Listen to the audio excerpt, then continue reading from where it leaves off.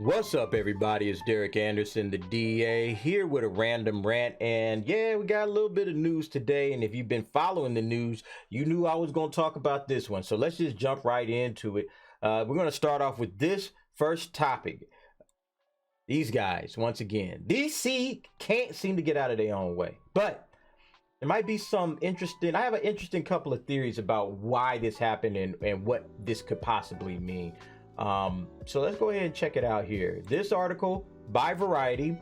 Yep, Aquaman 2 and Flash delayed to 2023, and then Shazam moves to Christmas 2022 in a Warner Brother release date shuffle. Whole lot of shaking going on. So let's kind of start reading through it. I'm not going to read through this whole article, but I'm just going to kind of touch on a couple of pieces. Again, this is from Variety if you want to check it out. Warner Brothers has shuffled the release dates for several movies, including Black Adam, The Flash, Aquaman 2, Wonka, and Shazam. Aquaman and the Lost Kingdom and The Flash are being bumped back to from 2022 to 2023. So basically, what it is Aquaman, it's going to get bumped back to March.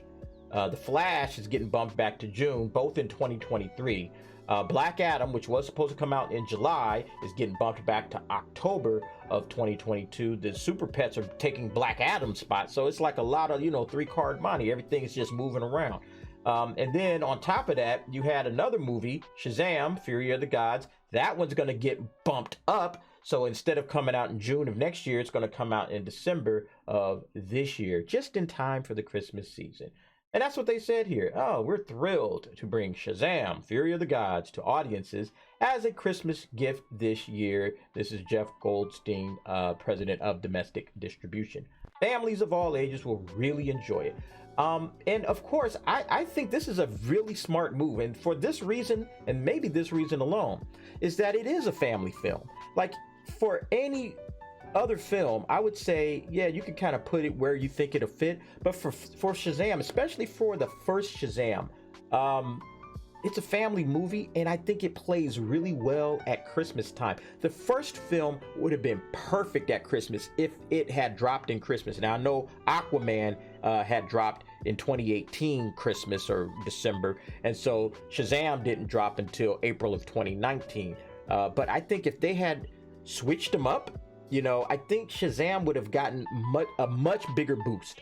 It didn't do badly in the box office, but I think it did even better because it's a family film.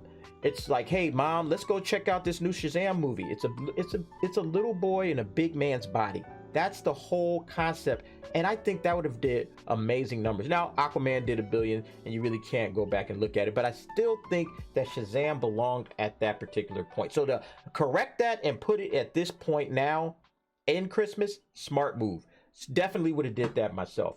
And then there's something else with that. Now, it says here, as it goes on and discusses it, The Rock was the first to rock the Warner Brothers release calendar. He put out a tweet.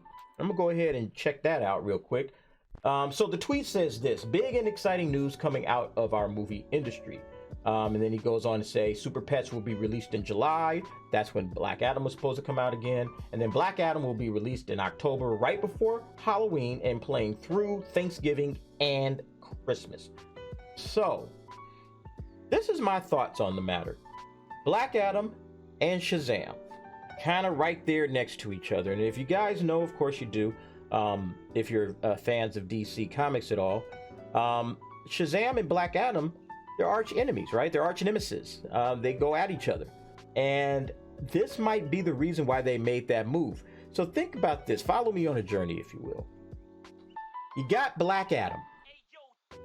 And that movie's in the bag. It's got a big star like The Rock.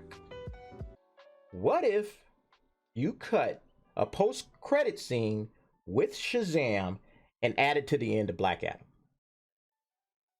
You got time to do it now, right? You got time to get it right. Think about what you want to do and then set it up, film it, and get it out there. What if you did something like that? And then on the flip side, that leads into Shazam, right? And then in December when Shazam drops, maybe you follow that up with another post-credit scene. This time you get The Rock and you add The Rock, Black Adam, in as a post-credit scene at the end of Shazam.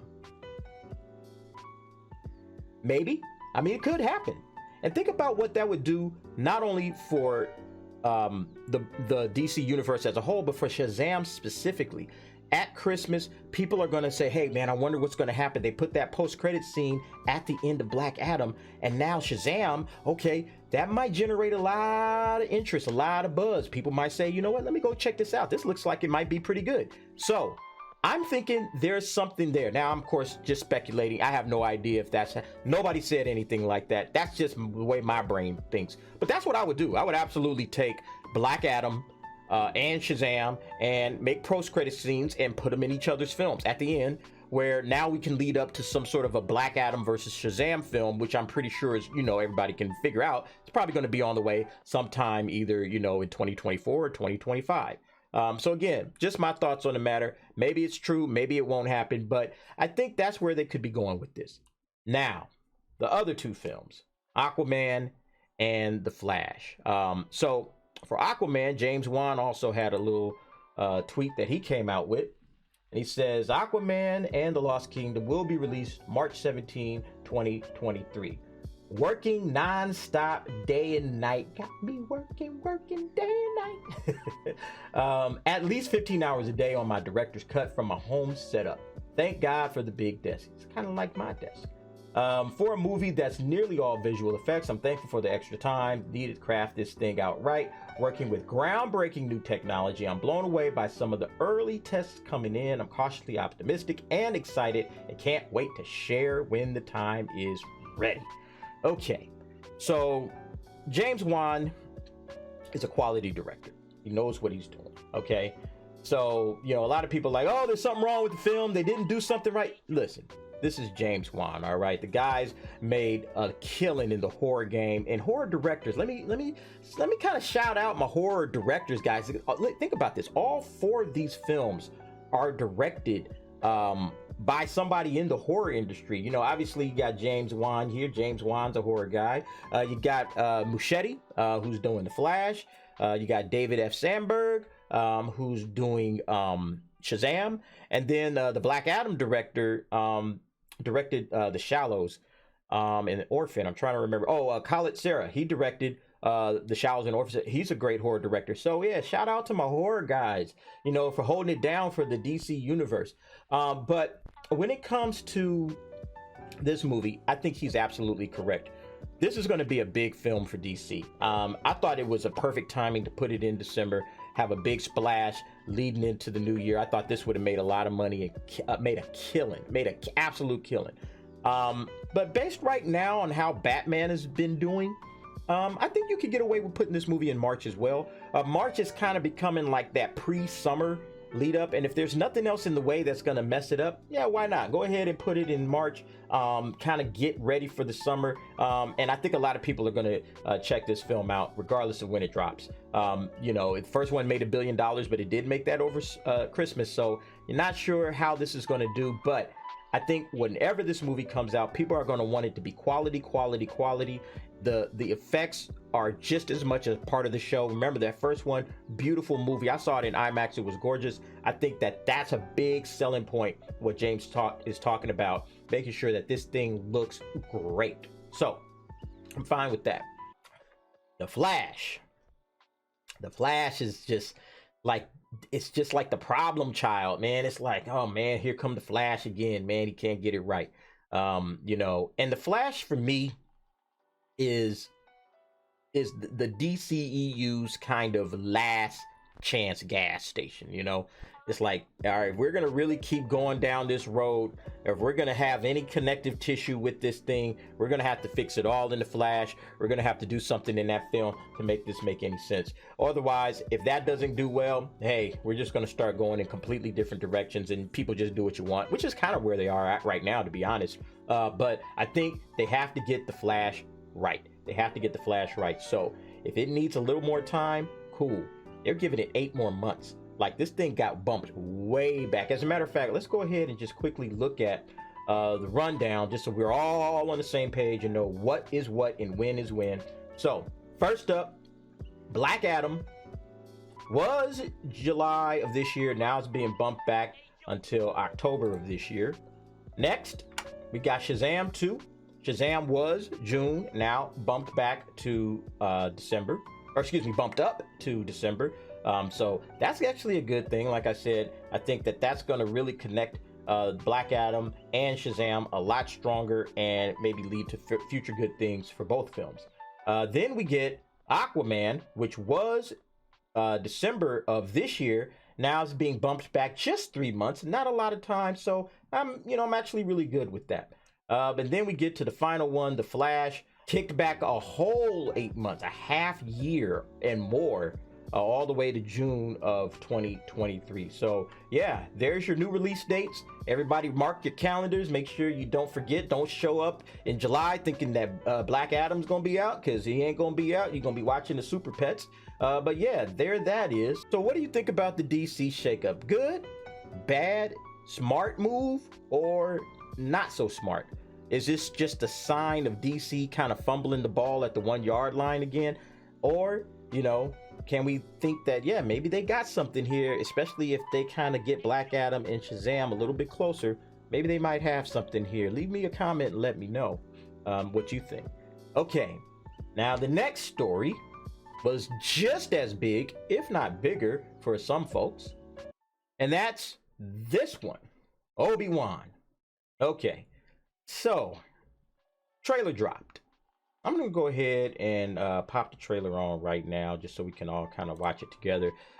So I don't really do trailer reviews. I just kind of let the trailer run, and then I just kind of discuss it and talk about what it is. But the Obi-Wan trailer dropped, and yeah, it's an amazing trailer. Nobody's gonna deny that.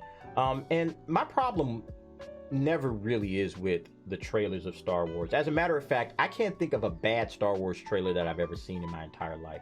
I think like every Star Wars trailer, even the trailers, think about this, like, in the past 5 years, there's been a lot of upheaval, a lot of people having, pain about the films that Star Wars has been putting out, or even the series now. And nobody's ever complained about a trailer. Not one person said, man, this trailer makes me a little nervous, I'm not sure. No, Solo, people like the trailer. The trailer looks good. The Last Jedi, people thought the trailer looked good. Even Book of Boba Fett. Like, out of everybody I know, I was probably the most excited about the Book of Boba Fett. And we saw how that turned out. We saw how the Rise of Skywalker turned out. I went to Star Wars Celebration Chicago. I was there when that trailer dropped. Everybody in the theater, everybody went nuts. It was amazing. Everybody enjoyed it. And yeah, I don't think anybody that I know likes that movie. Nobody. Star Wars fans, hardcore people, I don't know anyone that actually says that's a good movie. So this trailer, being as good as it is, it does nothing for me. And what is a trailer when you sit back and think about it? Like, a trailer is just kind of a sneak peek at what the movie's supposed to be. It's kind of like looking at your Christmas presents early, right? You're kind of just seeing, okay, this is what I'm gonna get for Christmas. Check it out. All right, mom got me Mario Brothers. She got me like a G.I. Joe Sky Striker. I got some good little toys here. All right, cool. And then, oh, what? Mom's coming. Let me hide this back up under here. But imagine that same feeling on Christmas morning when you unwrap your presents and it's like, wait a minute. That ain't a Cobra Rattler. That's just some old fake helicopter. I thought I was getting a Cobra Rattler. Okay, it's the exact same idea. You're not getting what you thought you were getting in this trailer. And that's what happens with Star Wars lately. So I'm reserving my excitement. Everybody else is going crazy. I'm reserving my excitement just because now, full disclosure, I think this is going to be a really good series. I really, really, really think it. But I'd be lying if I said I wasn't cautious about it. I'm just cautiously optimistic, hoping, praying that this thing delivers what I'm hoping for, because I miss being excited about Star Wars. And I know a lot of Star Wars fans out there feel the exact same way. So hopefully this series takes care of business, does everything we're expecting it to do. Yeah, kind of gets Star Wars back on the right track. But those are my thoughts. Let me know what you guys think. We got the comments down there. Definitely leave me a message. What do you think about DC? Do you think DC is on the right track by moving these things around? Or Obi-Wan, do you think Obi-Wan is going to be a hit? It's going to be great. It's going to be amazing. Are you optimistic, or are you cautiously optimistic like I am? All right, that'll do it for me. Thanks for watching, and I'll see you next time.